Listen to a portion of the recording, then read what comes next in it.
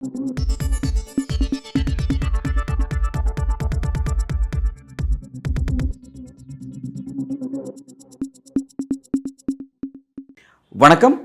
மூத்த பத்திரிகையாளர் இரா குமார் அவர்கள் தான் இன்றைய நமது அரசியல் பேசும் சிறப்பு விருந்தினராக இணைந்திருக்கிறார். சார் வணக்கம். வணக்கம். சைபர் ரிப்போர்ட்ஸ் வந்துருச்சு, இடையில சைபர் ரிப்போர்ட்ஸ் வந்துச்சு, நீங்களும் பார்த்துருப்பேன் நினைக்கிறேன். ஒவ்வொரு பேஸ்லையும் இந்திய கூட்டணிக்கு எவ்வளோ வாக்குகள் பதிவாகும், என்டிஏக்கு எப்படி பதிவாகும் அப்படிங்கிற அந்த அலையன்ஸ் அவங்க அந்த கொடுத்துட்டே இருக்காங்க. 5 ஃபேஸ் வரைக்கும் காங்கிரஸுக்கு மட்டுமே 142 இடம் வெற்றி பெறும்னு சொல்லி கொடுத்துருக்காங்க. ஒரு நல்ல ஃபிகர் அது 142ங்கிறது. ஏன்னா மொத்தமே 300 இடத்துல நிற்கிறது. 142 5 ஃபேஸில் மட்டும். இப்போ இந்த 6வது ஃபேஸ் இதில் காங்கிரஸுக்கு அதிகமான வாய்ப்புகள் இருக்குது. ரொம்ப குறைச்சி போட்டால் கூட ஒரு 15 இடம் நிச்சயமாக வெற்றி பெறும். 6வது ஃபேஸில் மட்டும். 6வது ஃபேஸில் மட்டும் ஒன்லி காங்கிரஸ். இந்திய கூட்டணியில் இருக்க ஒன்லி காங்கிரஸ் மட்டும். அது ஒரு 142, இது 15 என்னாச்சு 157 இடம். அடுத்த ஃபேஸ் இருக்குது.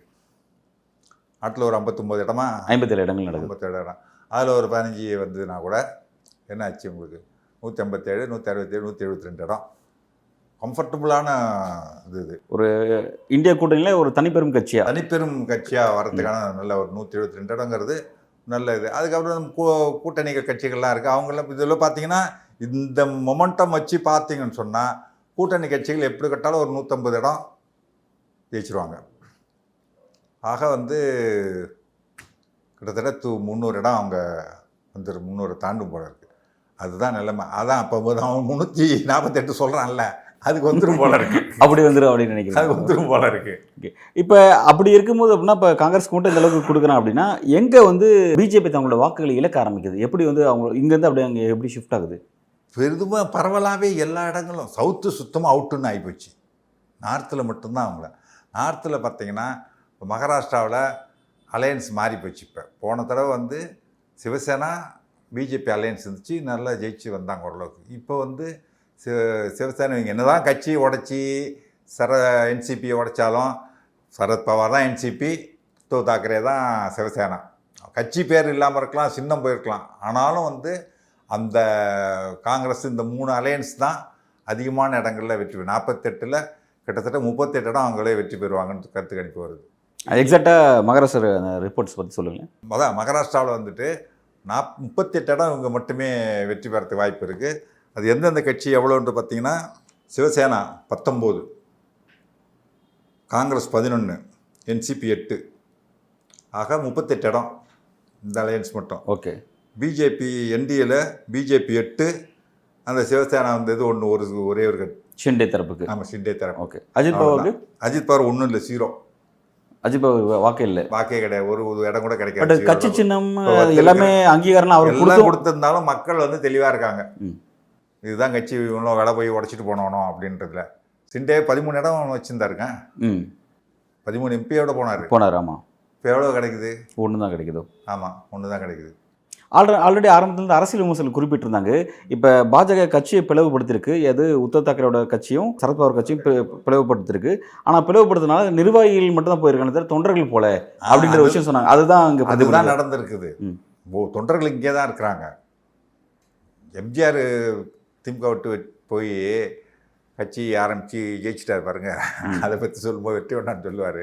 எம்ஜிஆர் பண்ண தப்பு என்னன்னா, ஓட்டு வாங்கினவங்களாம் இங்கே விட்டுட்டு ஓட்டு போடுறவனெல்லாம் ஓட்டு விட்டாண்டான்னாரு. ஓட்டு வாங்கினவங்க எம்எல்ஏக்கெல்லாம் இங்கே இருக்காங்க. மொத்தம் 184 இடம் 1971 தேர்தலில். 72 தான் எம்ஜிஆர் பிரிகிறார் திமுக. அப்படியே இருக்குது. ஒரு எம்எல்ஏ 2 எம்எல்ஏ 3 எம்எல்ஏலாம் போனாங்க எம்ஜிஆர் கூட. பெருசாக போட வைகோ கூட 7-8 மாவட்ட செயலாளர்கள் போனாங்க. எம்ஜிஆர் கூட அப்படிலாம் யாருமே போகலை. ஆனால் ஓட்டு ஃபுல்லாக போட்டாங்க. அதான் சொல்லுது, ஓட்டு வாங்கினவங்களாம் இங்கே விட்டுட்டு ஓட்டு போடுறவங்களாம் கூப்பிட்டு போயிட்டான்டா, ஓட்டு போடுறவங்களான்ட்டு. அந்த மாதிரி ஓட்டு வாங்கினவங்களாம் அங்கே போயிட்டான். பிஜேபி கூட ஓகே கட்சி உடச்சிக்கிட்டு ஓட்டு போடுறவங்க இங்கே தான் இருக்கான். அதனால தான் இந்த கட்சி என்சிபின்னா சரத்பவார் தான். இவங்க செல்வாக்கை பயன்படுத்தி தேர்தல் ஆணையத்திட்ட பிஜேபி தன்னோட அழுத்தம் கொடுத்து இவர் தான் கட்சி, இவருக்கு தான் சின்னம் அப்படிலாம் கொடுக்க சொல்லிட்டாங்க. எதை வச்சு கொடுத்தாங்க? ஒரு எம்பி எம்எல்ஏ மட்டுமே வச்சு கொடுத்துட முடியுமா? அது கொடுக்குறதுலே சில விஷயங்கள் குளறுபடிகள் இருந்துச்சு அப்படின்னு சொல்லி பேசப்பட்டுச்சான். ஆனால் இப்போ அதெல்லாம் அவங்களுக்கு போயிடுச்சு. இப்போ தேர்தல் ஆணையத்தோட அங்கீகாரங்கிறது ஷிண்டேவுக்கும் அஜித் பவாருக்கும் தான் அப்படின்னு ஆகிப்போச்சு. அப்படி இருக்கும்போது தொண்டர்கள் காலங்காலமாக அந்த சின்னம் தான் போட்டிருப்பாங்க, தலைவர் சின்னம் தான் போட்டிருப்பாங்க. அந்த சின்னமே அவங்களுக்கு போயிடுச்சு அப்படிங்கும்போது இந்த காலம் இப்போல்லாம் வாட்ஸ்அப்பில் ஒரு நாளில் சின்னம் ஊர் பூரா பரவிடுதுங்க. அந்த ட்ரெண்ட் மாறிடுச்சா சார்? ரெண்டு ஃபுல்லாக மாறிடு. இவருக்கு அஜித் பவாருக்கு என்ன சின்னம், அது பழைய சின்னமாக இருந்தாலும் என்சிபி சின்னத்தை கொடுத்தாலும் புது சின்னமாக இருந்தாலும் கொண்டு போயிடலாம். ஏன்னா இப்போ நீங்கள் சொல்கிற மாதிரி சொன்ன மாதிரி உத்தவ் தாக்கரேக்கு 19ம் சரத்பவாருக்கு 8ம் சொல்லி நீங்கள் சொல்லியிருக்கீங்க. அவங்க 2 பேரும் புது சின்னத்தில் நிற்கிறாங்க. காலங்காலமாக சின்னத்தில் என்னாலும் ஜெயிக்க முடியும். ஏங்க 96ல் வந்து காங்கிரஸை உடச்சிக்கிட்டு வெளியில் வந்தார் மூப்பனார். கடைசி நேரத்தில் வந்தார் வெளியில் வந்துட்டு சைக்கிள் சின்னம் அள்ளிட்டு வந்து இல்லையா ஃபுல்லாக. அப்போ அந்த ட்ரெண்டு மாறிடுச்சு சார். இப்போ இருக்கிற இதெல்லாம் கிடையாது. இப்போ அதுக்கே இப்போ இருக்கிற வாட்ஸ்அப்பு, சோஷியல் மீடியா, மக்கள்கிட்ட ஈஸியாக கொண்டு சேர்க்கறதுக்கான கருவிகள்லாம் சாதனங்கள்லாம் அப்போ கிடையாது. அப்படி இருந்த 96லே வந்து ஃபுல்லாக அள்ளிட்டு வரலையா சைக்கிள் சின்னம். நான் பக்க கட்டி பறக்குது அண்ணாமலை சைக்கிள், ரஜினி வேறு சொல்லிவிட்டாரு, ஓஹோன்னு போயிட்டு ஜெயிச்சுட்டு வந்து இல்லையா. அப்போ அந்த ட்ரெண்டு மாறிடுச்சா சார்? இப்போ நீங்கள் சொல்கிறது மாறிடுச்சு. ஆனால் இப்போவும் வந்து அந்த சின்னத்துக்காக பெரிய போராட்டம் நடக்கிறது, பணம் கொடுத்து சின்னத்தை வாங்குறது, இந்த மாதிரியான ஆக்டிவிட்டிஸ் இன்னும் பல கட்சிகள் பல ஸ்டேட்ஸில் பண்ணுறாங்க. ஓட்டு போகிறதுன்றது ரொம்ப பெரிய லீடர், மக்கள் செல்வாக்கு பெற்ற எம்ஜிஆர் மாதிரி. மக்கள் செல்வாக்கு பெற்ற ஒரு எம்ஜிஆரோட சின்னம். அதை தாண்டி வேறு எதுவும் போட மாட்டேன். அதுதான் எனக்கு. அதை தாண்டி வேறு எதுவுமே தெரியாது அவனுக்கு, ரெட்டலையை தவிர. அந்த மாதிரியான ஒரு லீடர் வந்து அங்கே அஜித் பவாரோ ஷிண்டேவோ கிடையாது.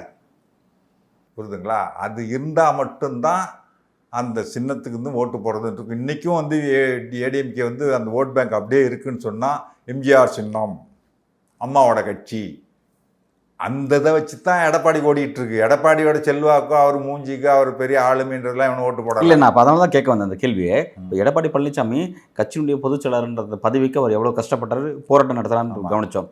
அவர் அடுத்த கட்டமாக அவரோட போராட்டங்கள், சட்ட போராட்டங்கள், சின்னத்துக்காக பெரிய போராட்டம் நடத்தினார். அதுக்காக அவர் நாடே பார்த்துட்டு இருந்துச்சு. தமிழ்நாடு மொத்தமே கிட்டத்தட்ட 4-5 மாதத்துக்கு மேலே அதுதான் நியூஸாகவே இருந்துச்சு. அப்படின்னு பார்க்கும்போது நீங்கள் தான் சொல்கிறீங்க இந்த சின்னங்கிறது மாறிடுச்சு. இன்றைக்கி ஒரு நாளில் கொண்டு போய் சின்னத்தை மக்கள்கிட்ட சேர்த்தலாம் அப்படின்னு சொல்கிறீங்க.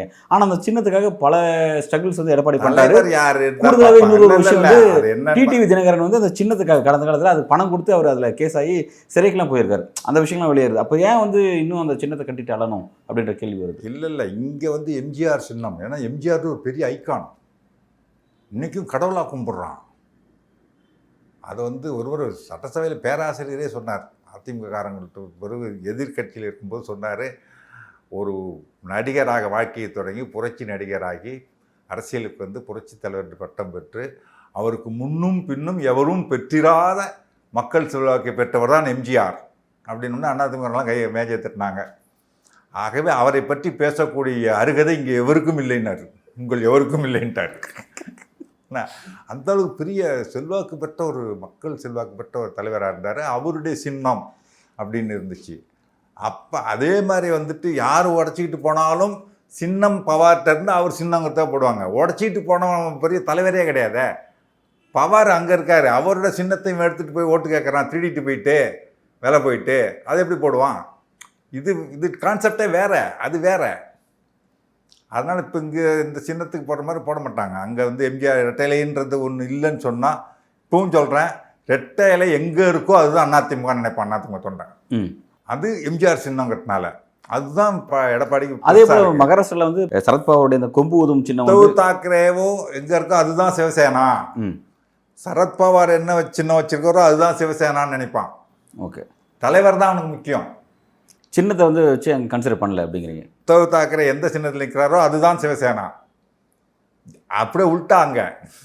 இங்கே வந்து எது இரட்டையில் ஆற்ற இருக்கோ அவங்க தான் கட்சி தலைவர் நினைக்கிறானோ, அங்கே அது போட இல்லை. இந்த தலைவர் எந்த சின்னத்தில் நிற்கிறாரோ அதுதான் அவருடைய அந்த சிவசேனா. அப்படி இருக்குது. ஏன்னா அவர் செல்வாக்கு பெற்ற தலைவர்கள் 2 பேரும். ஓகே, இப்போ நான் இந்த மகாராஷ்டிரா குறித்து ஏன் இந்த விஷயத்தை நான் டீப்பாக கேட்குறேன்னா, போன முறை 303ன்ற ஒரு மேஜிக் நம்பர் பாஜக கிடைச்சதுக்கு முக்கியமான 4 ஸ்டேட் அதில் ரோல் பண்ணிச்சு அவங்களுக்கு. பீகார், வெஸ்ட் பெங்கால், கர்நாடகா, மகாராஷ்டிரா.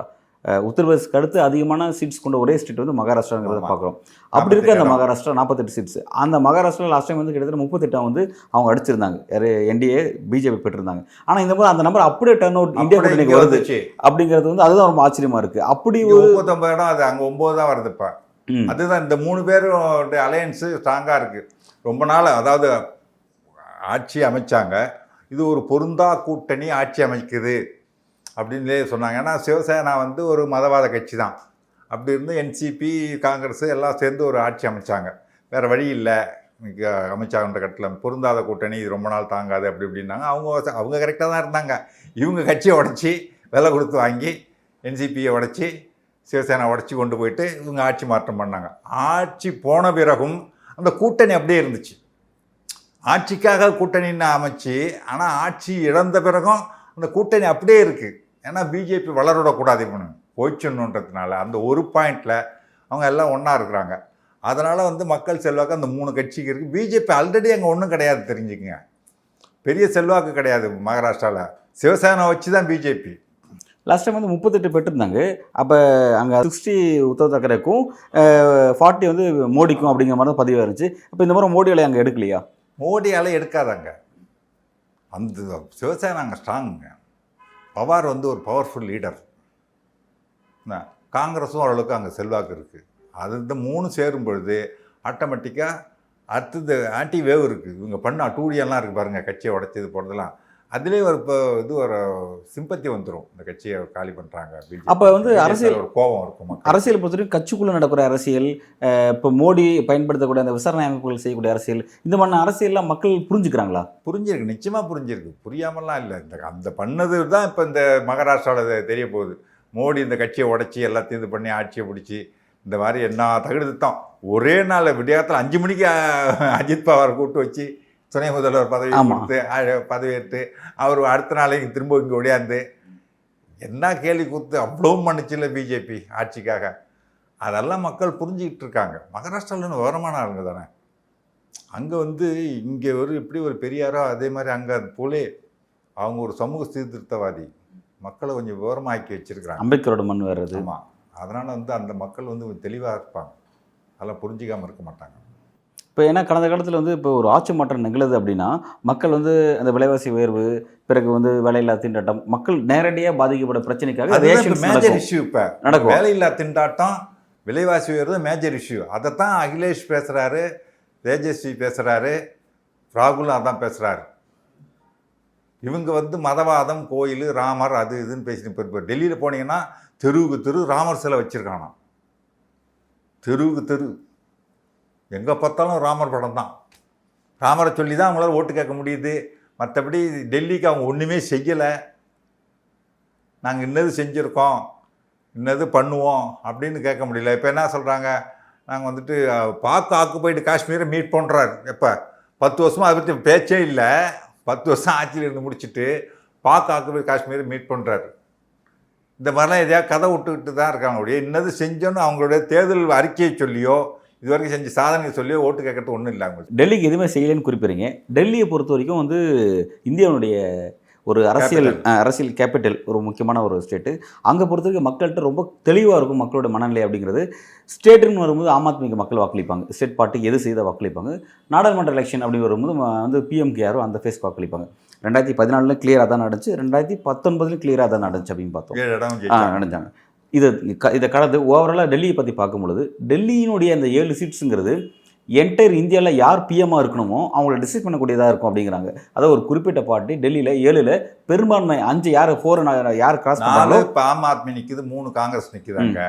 இப்போ அதில் வந்து பார்த்தீங்கன்னா கெஜ்ரிவால் வந்து அவரை ஊழல்வாதின்னு சொல்கிறத மக்கள் நம்பலை, ஏற்றுக்க தயாராக இல்லை. அவர் தெளிவாக நல்ல கவர்மெண்ட் பண்ணிகிட்ருக்காரு. ஓகே, இப்போ நீங்கள் டெல்லியை குறிப்பிட்டீங்க. டெல்லியை பொறுத்த வரைக்கும் மக்கள் ரொம்ப தெளிவாக இருப்பாங்க. ஸ்டேட்னு வரும்போது அசம்பிளி எலெக்ஷன் வரும்போது ஸ்டேட் பார்ட்டி யாரோ அவங்க தேர்ந்தெடுப்பாங்க. நாடாளுமன்றம் வந்து பிஎம் ஃபேஸுக்கு மக்கள் வாக்களிப்பாங்க. அதுதான் கிளியராக இருக்குது. நம்ம அதான் பார்த்துட்ருக்கோம். இதை தாண்டி கடைசியாக வந்து பார்த்திங்கன்னா இதை தாண்டி டெல்லியினுடைய அந்த ஓவரால் அரசியல் அப்படின்னு பொறுத்த வரைக்கும் ஒட்டுமொத்த இந்தியாவில் எந்த பார்ட்டி ஆளுங்கட்சியாக இருக்கோ அந்த ஆளுங்கட்சிங்கிறது நிச்சயம் டெல்லியில் பெரும்பான்மை இடத்தை பெற்றிருக்கும் அப்படிங்கிறதா இதாக இருக்குது. இப்போ இந்த முறை வந்து ரொம்ப திங்க் டேக்காக வந்து இந்தியா கூட்டணிக்குள்ளே ரொம்ப வலிமையாக ஆம் ஆத்மியும் காங்கிரஸும் அந்த கூட்டணியை போட்டிருக்காங்கிறது கவனிக்கிறோம். 7-4ன்னு சொல்லி எங்களுக்கு தெளிவாக பிரிச்சுட்டாங்க. இந்த கூட்டணியே வந்து தன்னோட தோல்வி உறுதியாயிடுச்சு அப்படிங்கிறது தான் மோடி பல இடத்துல வெளிப்படுத்திட்டார். ஏன்னா கெஜ்ரிவாலை கைது பண்ணி உள்ளே வச்சிருக்காரு. இந்திய கூட்டணியில் வேறு யாருக்கும் அது அந்தளவுக்கு இம்பார்ட்டன்ஸ் கொடுக்கல. இவருக்கு அடுத்து ஹேமந்த் சோரனுக்கு கொடுத்தாருங்கிறது கவனித்தோம். பட் அரவிந்த் கெஜ்ரிவால் பாஜக டார்கெட் செய்யக்கூடிய முக்கியமான தலைவராக இருக்குன்னு கவனிக்கும் போது இப்போ இந்த டெல்லியில் அவங்களோட தோல்வி உறுதி அப்படின்ற மாதிரி இப்போவே தெரியுது. அப்படின்னும் போது அப்போ ஆட்சி கட்டளை விட்டு மோடி அகற்றப்படுவார் அப்படிங்கிற சமிக்கையாக இதை பார்க்கலாமா, அல்லது அதையும் கடந்து திரும்ப மோடி அலையே தான் வரும் டெல்லிக்கு அப்படின்னு பார்க்கலாமா? அது வந்து ஒரு சென்டிமெண்ட்டாக சில பேர் சொல்லிகிட்டு இருப்பாங்க. அதிலலாம் எனக்கு பெருசாக நம்பிக்கை கிடையாது. ஆனால் வந்து டெல்லியில் வந்து நிச்சயமாக வந்து 7 இடமும் வந்து இந்தியா கூட்டணி வெற்றி பெறத்துக்கான நல்ல வாய்ப்பு இருக்குது. அதுவும் இருக்குது. இவங்க 2 பேரும் எதிர்த்து தானே சட்டசபையில் போட்டிட்டாங்க. இப்போ விட்டு ஒன்றா சேர்ந்து வர்றாங்களே அப்படின்ற ஒரு பேச்சும் இருக்குது மக்கள்கிட்ட. இல்லைன்னுலாம் சொல்ல முடியாது, அது இருக்குது. ஆனால் அதையும் தாண்டி மோடி வரக்கூடாதுங்கிறதுனால ஒன்றா நிற்கணும் அப்படின்ற நிற்கிறாங்க. அதை இப்போ ஓட்டு போடணுன்றது அங்கேயும் விலைவாசி உயர்வு எல்லாரும் தெரியுது இல்லை. ஆமாம். இல்லை பிஜேபிக்காரங்களுக்கோ இல்லை இந்துக்களுக்கு மட்டும் 40 ரூபாய்க்கு 50 ரூபாய்க்கு பெட்ரோல் கொடுக்குறாங்களா? எல்லாருக்கும் ஒரே பெட்ரோல்லாம் ஒரே டீசல் இதுதான். எல்லாமும் விலை ஏறி போச்சு. இப்போ துவரம்பருப்பு உளுத்தம்பருப்பு வந்து எல்லாம் சமையல் எண்ணெய் எல்லாம் விலை ஏறி போச்சு. அவங்களுக்கு அந்த கஷ்டங்கள் இருக்கும் தெரிஞ்சு. அதுவும் டெல்லியில் கேபிட்டலில் பெரும்பாலும் எல்லாம் படித்தவங்க தான். நாங்கள் அதனால் அவங்களுக்கு நல்ல தெளிவாக இருக்கும், அரசியல் தெளிவு இருக்கும். அதனால் வந்துட்டு இந்த முறை வந்து இருக்குது. இங்கே கூட சொல்லுவாங்க, கன்னியாகுமரியில் எந்த கட்சி வெற்றி பெறுதோ அந்த கட்சி தான் ஆட்சி அமைக்கணும்லாம் சொல்லுவாங்க. சரிங்களா? அது மாதிரி அது டெல்லிக்கு ஒர்க் அவுட் ஆகும். ஆமாம், அது கூட போன தடவை ஒர்க் அவுட் ஆகலை. 2014 ஒர்க் அவுட் ஆச்சு. பொன்னார் ஜெயிச்சாரு, பிஜேபி ஆட்சி அமைச்சது. 19 ஜெயிக்கலையே. அது சென்டிமெண்ட் சிலதெல்லாம் இதாகிடும். சில இடத்துக்கு வந்து தேர்தலுக்கு ஓட்டு கேட்க போனாலே, அந்த ஊருக்கு போனாலே அந்த கட்சி தோற்று விடுவாங்க. அந்த தலைவர் வந்து ஓட்டு கேட்க போனால் அதுக்காக எம்ஜிஆர் ஒரு காஞ்சிபுரத்தில் ஒரு ஊர் சொல்லுவாங்க, எம்ஜிஆர் அங்கே ஓட்டு கேட்க போனதே கிடையாது, பிரச்சாரத்துக்கு போனதே கிடையாது அந்த ஊருக்கு எம்ஜிஆர். அதே மாதிரி பாண்டிச்சேரியில் யார் கல்வி அமைச்சராக இருக்காரோ அவர் அடுத்த முறை தோற்று விடாது, எலெக்ஷன் நிற்கப்பட்டாருப்பாங்க. இந்த மாதிரி ஒவ்வொரு இடத்துல ஏதோ ஒரு பேட்டர்ன் இருக்குது. அதுக்காக அங்கே ஒரு முறை கல்வி அமைச்சராக இருந்தவர் என்ன பண்ணார், பொதுப்பணித்துறை கூட இருந்துச்சு, அவர் பொதுப்பணித்துறை அமைச்சர்னு போட்டுக்குவார், கல்வி அமைச்சர்னு போட்டுக்க மாட்டார். அப்படியும் தோற்று போனான்னு வச்சுங்க அடுத்த எலெக்ஷனில். இந்த மாதிரி சென்டிமெண்ட் அங்கங்கே அது 1-2 தொடர்ந்து அது மாதிரி நடக்கும். அதை வச்சுக்கிட்டு அதுதான் அப்படின்னு அப்படிலாம் சொல்ல முடியாது. ஓகே, உங்களோட அசஸ்மெண்ட் வந்து இந்த முறை வந்து வழக்கமாக மோடியோட 2014 2019 நடந்த மாதிரி டெல்லி ரிசல்ட் இந்த முறை இருக்காது அப்படிங்கிறது நீங்கள் இருக்காது, நிச்சயமாக இருக்காது. ஓகே, அந்த டைமென்ஷன்ஸ் இந்த முறை மாறிடும். ஆமாம், மாறிடும், நிச்சயமாக மாறிடும். இல்லை அது அதாவது கல யதார்த்தம்னு ஒரு பக்கம் விடுங்க, நான் முக்கியமாக நம்புறது மோடியோட புலம்பல். அவர் தோல்வி பயத்தில் தான் மாற்றி மாற்றி மாற்றி எதையாவது ஒன்று சொல்லிகிட்டு இருக்காரு. ஆரம்பத்துலேருந்து பார்த்தீங்கன்னா 400 அப்புறம் 370 இப்போ வந்துட்டு காங்கிரஸ் முக்த் பாரத் இந்தியானா காங்கிரஸ் முக்த் பாரத்னாரு. நமக்கு இந்திய அளவு ஒன்றும் வாயில் வர மாட்டாங்க, மறந்து போகுது. காங்கிரஸ் முக்த் பாரத்னா காங்கிரஸ் இல்லாத இந்தியானாரு. இப்போ வந்து காங்கிரஸ் ஆட்சிக்கு வந்து விட்டால் கோயிலை பூட்டிடுவாங்க, புல்டோஸ் அடித்து இடிச்சு விடுவாங்க, உங்கள் தாலியெல்லாம் பறித்து கொடுத்துருவாங்க. இப்போ அங்கே வந்து விட்டால்ன்றது அந்த பயம் வந்துச்சுல்ல, வந்துடும்னு. வரவே வராது, காங்கிரஸே இருக்காது அப்படின்னு. இங்கே வந்து என்ன சொல்கிறார், இந்த தேர்தலுக்கு பிறகு நீங்கள் தேடினாலும் திமுகவை, இந்த ஆட்சியில் இருக்கிற கட்சி இன்னும் 2 வருஷம் இருக்குது, நீங்கள் இந்த தேர்தலுக்கு பிறகு தேடினாலும் திமுகவை கிடைக்காது, திமுகவை இல்லாமல் போயிடும் அப்படின்னு சொல்லி எங்கே வந்து பேசுகிற. இந்த மண்ணுடைய அந்த இயக்கத்தை பற்றி எதாவது தெரியுதா உனக்கு? அரசியலில் வந்து வெற்றி தோல்வி சகஜம், ஒரு இயக்கம் அழிஞ்சிடாது. பிஜேபி கூட அழிஞ்சு போக நான் சொல்ல மாட்டேன். இப்போ தோக்கலாம், திரும்ப வரலாம், அது ஒரு பெரிய கட்சி, அதுக்குன்னு ஒரு சித்தாந்தம் இருக்குது. அது சித்தாந்தம் நமக்கு பிடிக்குதோ பிடிக்கலையோ, நல்லதோ கெட்டதோன்றது வேற. ஆனால் அந்த சித்தாந்தத்தை ஏற்றுக்கிட்ட சில மக்கள் இருக்காங்க, அதுக்குன்னு ஒரு கூட்டம் இருக்குது. அதுக்கு பிஜேபி இருக்கும், இன்னும் 50 வருஷம் ஆனாலும் 100 வருஷம் ஆனாலும் அந்த கட்சி இருக்கும், அழிஞ்சு போயிடாது. ஆனால் ஒரு பிரதமர் வந்து இங்கே வந்து ஒரு மாநில கட்சி அது வந்து ஆரம்பித்து ஒரு திட்டம் எவ்வளோ ஆச்சு, ஒரு 60-70 வருஷம் ஆக போகுது கட்சி. 70 வருஷம் இருக்க ஆகிற கட்சி வந்து அது அழிஞ்சு போயிடும். 75 வருஷம் ஆக போகிற கட்சி தேடினாலும் கிடைக்காது அப்படின்ட்டு. அது எவ்வளோ ஸ்ட்ராங்கான இயக்கம், கொள்கைக்காக இருக்கிறோம். அது ஒன்றும் திடீர்னு ஆரம்பித்து மேலே வந்துடலை. அடிபட்டு உதப்பட்டு ஜெயிலுக்கு போய் உயிர் தியாகம் பண்ணி ரத்தம் சிந்தி வளர்ந்த கட்சி அது. இன்றைக்கும் நான் சொல்கிறேன், இந்த கட்சி தலைவரே கட்சி விட்டு போனால் கூட தான் திமுக தான் சொல்லிகிட்டு இருக்கிற தொண்டன் பலாயிரம் பேர் இருக்கான். அதனால் அந்த கட்சியை வந்து அசைக்க முடியாது. அந்த வரலாறு தெரியுமா அவனுக்கு, திமுக வரலாறு என்ன, அதில் இருக்கிறது எதுனால வந்தான். இன்னைக்கு நான் சொல்கிறேங்க, இன்னும் பிராமின் கூட வந்து திமுக இல்லைன்னா நம்ம தமிழ்நாடு வளர்ந்துருக்காதுன்னு சொல்கிற பிராமின்ஸ் இருக்காங்க. தீவிரமாக திமுக ஆதரிக்கிற பிராமின்ஸ் கூட இருக்காங்க, இல்லைன்னு சொல்ல முடியாது. அத்தனை பேரும் பிஜேபி ஓட்டு போட்டுறாங்களா? உன்னையோ நம்புகிறான். 3% பிராமின்ஸ் இருக்காங்களா, 3% பிராமணர்களும் பிஜேபி நம்புகிறாங்களா? நம்பியிருந்தால் என்றைக்கு 3% ஓட்டு வாங்கியிருக்கணும்ல, வாங்கலையா இல்லையா? அதனால் வந்துட்டு சும்மா இந்த மாதிரிலாம் வந்துட்டு காணாமல் போயிடும். அது இது இப்படிலாம் பேசிகிட்டு இருக்கிறது வந்து மக்கள்கிட்ட ஒன்று வெறுப்பை தான் உண்டு பண்ணும். ஜனநாயகத்தில் ஒன்றும் பண்ணுங்க, ஜனநாயகத்தில் வந்து ஆளுங்கட்சி எதிர்கட்சி ரெண்டும் சேர்ந்தது தான் ஜனநாயகம். அந்த கட்சியை இல்லாமல் பண்ணிடுவேன், காங்கிரஸ் இல்லாத ஒரு இந்தியா அப்படின்னா அப்போ ஜனநாயகத்தில் நம்பிக்கை உள்ளவன் இப்படி பேச மாட்டான். எதிர்கட்சி அழிச்சு விடுவேன் ஒழிச்சிடுவேன்னு சொல்லி எதிர்கட்சி இருக்கணும், அதுதான் நல்லது. எதிர்கட்சி இல்லைன்னா ஜனநாயகம் கிடையாது. ஜனநாயகத்தில் நம்பிக்கை இல்லாததுனால தான் மோடி வந்து காங்கிரஸ் இல்லாத இந்தியாலாம் பேசிகிட்டு இருக்காரு. அவரே இப்போ வந்து காங்கிரஸ் ஆட்சிக்கு வந்துட்டா இப்படி பண்ணுவாங்க அப்படி பண்ணுறாங்க, ஐயோ போட்டுறாதீங்க, எனக்கு விடுங்க அப்படின்னு கெஞ்சிற அளவுக்கு ஆகி போச்சு நிலைமை. நல்லது சார், ரைட். இதை வச்சு பார்த்தாலே ஆட்சி மாற்றம் நிச்சயம் வரும்ன்ற ஒரு நம்பிக்கை வருது நமக்கு. Okay, right sir. ரொம்ப விரிவான பார்வையை இந்த நேர்காணல் வழங்கியிருக்கீங்க. பல்வேறு கேள்விக்கு ரொம்ப ஆழமான உங்களுடைய கருத்தில் வழங்கி மிக்க நன்றி. நன்றி, வணக்கம்.